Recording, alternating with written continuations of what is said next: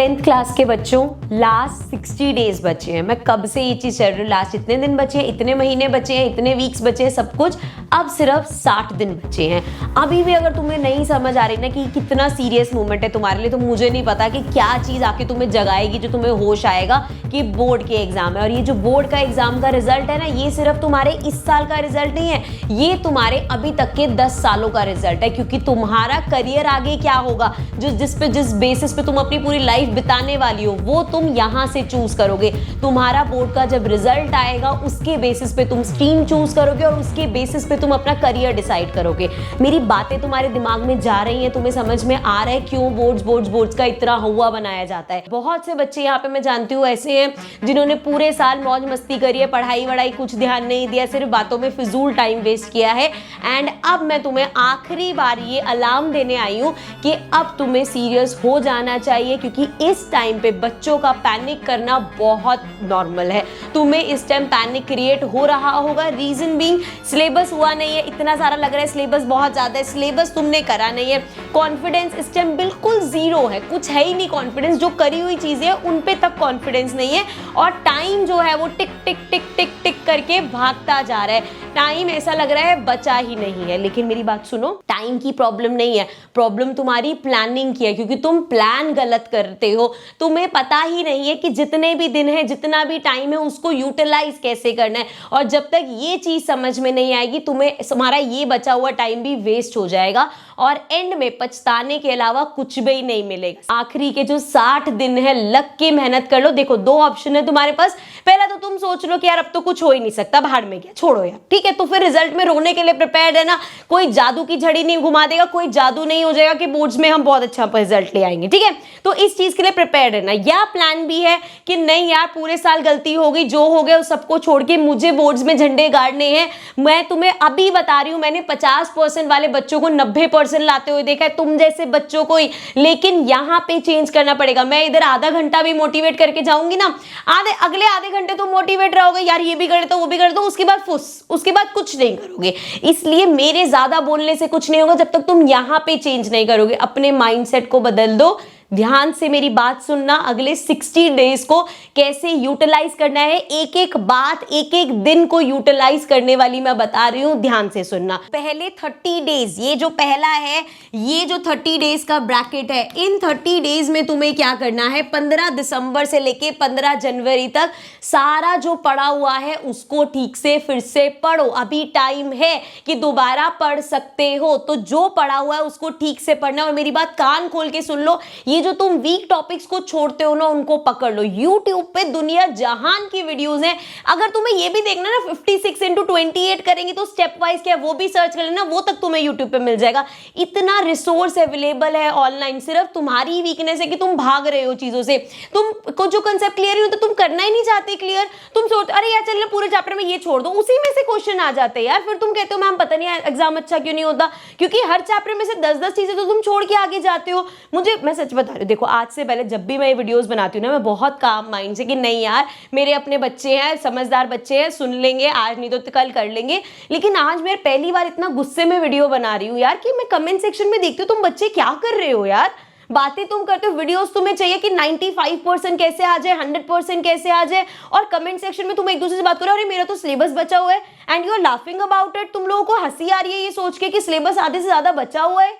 क्या कर रहे हो? हर साल हमारे पास हर तरह के बच्चे होते हैं, बट इस साल मैं पहली बार देख रही हूँ कि बच्चे इतने अनबॉदर्ड है कि उनको समझ ही नहीं आ रहा कि उनको करना क्या है। आप लोग किस उस ख्वाब में बैठे हुए हो कि कोई जादू हो जाएगा, लास्ट डे पे तुम्हें कोई पेपर लीक करके दे देगा कि जा बेटा ये पढ़ ले और वही सब आएगा। ऐसा कुछ नहीं होने वाला। अगर तुम मेहनत नहीं करोगे, 40% वाले 40% पे ही रह जाओगे। ये मत सोचो। सिर्फ 40 से 90 पे वो पहुंचते हैं जो मेहनत करते हैं, जो टीचर्स की बातें सुनते हैं। तुम लोगों को सिर्फ मेरी उतनी बात सुनोगे जो तुम्हारे मतलब की है। अभी मैं 4 एक्स्ट्रा चीजें करने को बोल दूंगी, अरे यार ये तो होगा नहीं, चल छोड़, कहीं और किसी और की वीडियो देख लेते हैं। This is very wrong. तुम लोगों को सीरियस होना पड़ेगा यार।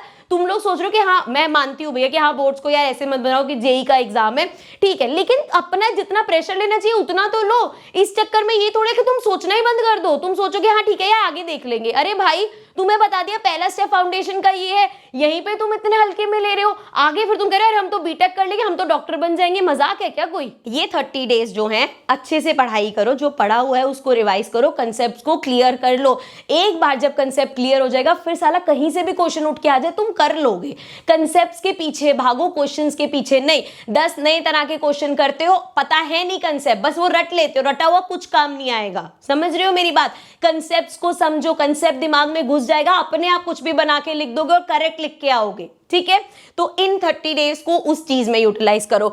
अगले 15 दिन 16 जनवरी से लेके 31 जनवरी तक, दीज 15 डेज यहां पे तुम निकालोगे सैंपल पेपर। सैंपल पेपर कितने जरूरी हैं, कितनी वीडियोस में मैं बता चुकी हूँ। एडुकार्ड के सैंपल पेपर ले लो। देखो इस टाइम मेरे पास वो नहीं है कि मैं तुम्हें 10 बुक से कंपेयर करके दिखाऊँ, सिंपल सी चीज है भाई, बहुत मेहनत करते हैं बुक बनाने में, 50 चीजें तुम्हारे लिए नई नई लेके आते हैं।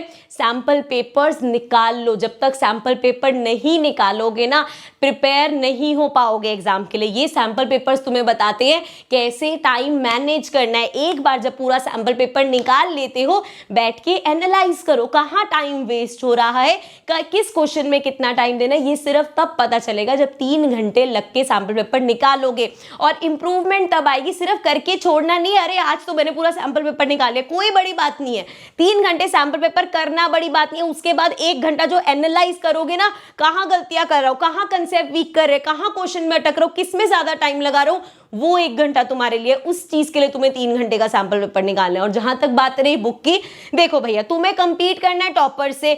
जब भी हम कोई ऐसी 1 शॉट बुक लॉन्च करते हैं, जब भी हम कोई नई बुक निकालते हैं, क्वेश्चन बैंक हो, चाहे सैंपल पेपर हो, जैसे चाहे वर्कशीट हो या कंबाइंड बुक सेट्स हो, कुछ भी निकालते हैं ना, ये जो तुम टॉपर्स जिनसे कंपीट करते हो ना, हमारे बोले बिना लॉन्च वीडियो बाद में आती है, वेबसाइट पे बुक जाती है, वो लोग खरीद लेते हैं। अभी जाके बात करूं ना मैं उनसे, मैं डीएम में बहुत बच्चों से बात करती हूँ, अलग अलग कैटेगरी के बच्चों से बात करती हूँ। एक ऐसे जो मेरे को बोल रहे हैं कि मैम 1 शॉट तो हमने सारे क्वेश्चन एक एक कर लिए, मैम ये बताओ ये वाला भी कर ले, ये सैंपल पेपर ऐसे करके देख ले। ये है एक कैटेगरी जिससे तुम कंपीट कर रहे हो। ये फर्क है टॉपर्स और उसमें। हमने मेहनत कर ली, तुम्हारे लिए इतनी अच्छी बुक बना दी, अब खरीदना तुम्हारा काम है, उसको पढ़ना तो तुम्हारा काम है। सो सैंपल पेपर्स बेस्ट कौन से भैया, मैंने बता दिया कि ये बेस्ट सैंपल पेपर्स है।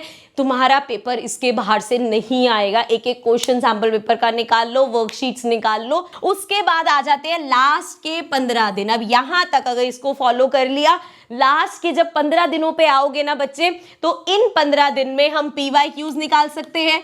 प्रीवियस ईयर जो क्वेश्चंस आए, आधे से ज्यादा तुम्हारे जब सैंपल पेपर्स अच्छे से निकालोगे ना, PYQs भी हलवा लगेगा फिर तुम्हें। ठीक है, PYQs निकालेंगे, अपनी फाइनल रिवीजन करेंगे। हर आपको यहाँ पे एडुकार्ड की बुक में माइंड मैप्स मिलते हैं, उससे हम पूरी रिवीजन करेंगे। फास्ट रिवीजन होगी, डायग्राम्स की प्रैक्टिस करेंगे, न्यूमेरिकल्स करेंगे, फॉर्मूला शीट बनाएंगे। इन 15 दिनों में ये सब करना है। इन 15 दिनों में भी बैठ के अगर सिलेबस घिस रहे होगे ना, तो पेपरों में कुछ नहीं कर पाओगे। अगर बोर्ड्स में उखाड़ना है तो दिन रात पढ़ाई करनी पड़ेगी। अब जाने से पहले एक आखिरी चैलेंज सुन लो। अभी जब तुम पढ़ने बैठोगे, मौसम तुम्हें पता है चेंज हो गया है, ठंड आ गई है, तो सबसे बड़ा चैलेंज ये आ जाएगा कि ठंड में वैसे भी पढ़ाई कम हो जाती है। क्यों? क्योंकि तुम्हें एक जो सबसे प्यारी आदत पड़ी हुई है कि ओ मस्त कोजी कोजी हो गए, कंबल में बैठ के पढ़ाई करेंगे, बंद कर दो। अगर सीरियस होके पढ़ना है, कंबल में पढ़ना बंद कर दो। चाहे एक इंग्लिश का लेक्चर ही क्यों नहीं देखना है, अपना स्टडी टेबल पे बैठोगे, वहां बैठ के पढ़ाई करोगे। क्योंकि जब तुम कंबल में घुस के आराम से हो जाते हो, ना चाहते हुए भी बॉडी को ऐसा लगता है हम रेस्ट मोड में है, दिमाग काम करना कम कर देता है और नींद आना बहुत ज्यादा नॉर्मल है। ठीक है, तो कंबल अवॉइड करेंगे हम लोग, तमीज से बैठ के।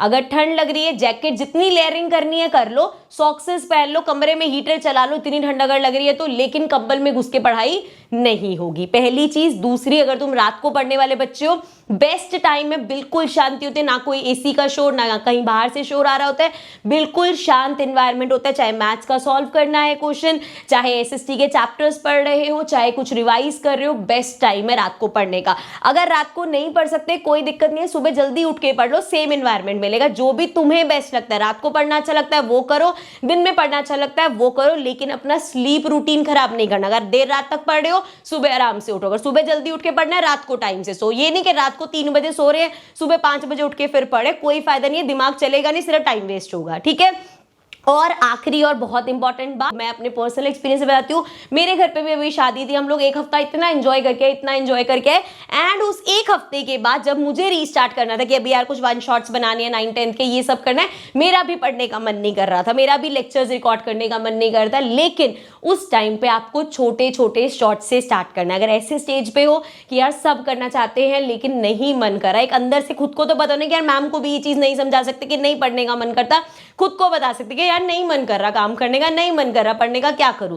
तो उस चीज में सिर्फ ये करना है छोटे छोटे ब्लॉक्स में कि शुरुआत करो, बिल्कुल ना करें ठीक है पूरा चैप्टर एक साथ नहीं हो रहा, ठीक है नहीं लग रहा कर पाऊंगा, कोई बात नहीं 4 टॉपिक पकड़ लो वो कर लो। एक बार फ्लो बनने की देर है, एक बार टेबल पे टिक के बैठने की देर है, कर लोगे, शुरुआत करो, वरना ये टाइम भी निकल जाएगा। आखिरी में हमेशा मैं ये बोलती हूँ बेटा, अगर मेरी बातों से कोई फर्क नहीं पड़ता, एज अ टीचर मुझसे कोई फर्क नहीं पड़ता, अपने पेरेंट्स से तो पड़ता है। उनकी आंखों में तो वो खुशी देखना चाहते हो अपने रिजल्ट की, या आप चाहते हो वो भी ऐसे ही करते रहे, हाँ जी हाँ आ गया रिजल्ट, और कुछ बोल ना पाए कि क्या रिजल्ट आया है। इसलिए मेहनत कर लो, जो चाहोगे 90% ले आओ, साइंस मैथ्स या आर्ट्स जो लेना है, अपनी चॉइस तुम्हारे हाथ में होगी। ऐसा ना हो कि चूज कुछ करना चाहते हो लेकिन मार्क्स की वजह से रह जाओ। इसलिए कर लो मेहनत, इन 60 डेज को यूटिलाइज कर लो, बाकी आपकी मर्जी है।